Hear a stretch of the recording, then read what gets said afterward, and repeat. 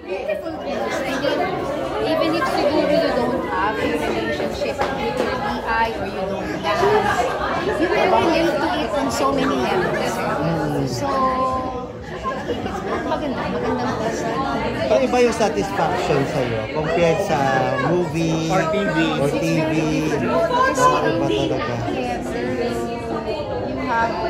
Kumbaga sa baril, kailangan from beginning to finish, nakakasaka para ready. Yun ang maganda rin sa theater. Every performance, different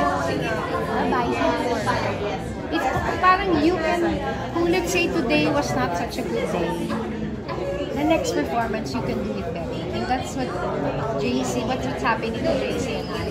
Every performance is different. Ay, iba yung bitaw, iba yung ganon. So, yun ang maganda. And if you feel, let's say, siguro, in one performance, parang hindi ko masyadong happy, pwede kang buwan. Well, lumakas na dahil ni-reverse yung choreography ng saya. Ikaw. She's not only going to rehearse that sabi na kami, 3 times yung Si Ashy girl. kasi nga si JC alam niya.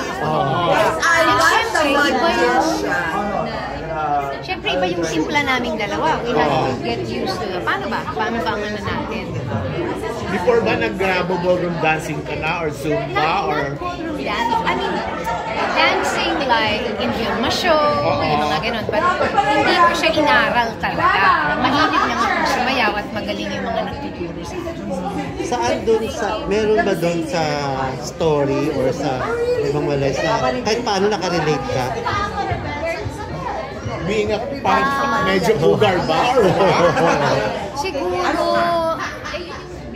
Siguro I can relate na yung if you really like something.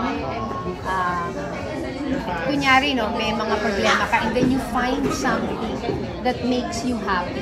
It's like you cling to it, yung parang you don't want to let go. So parang yun yun. Okay. So, yun yung ano. That's how I can relate.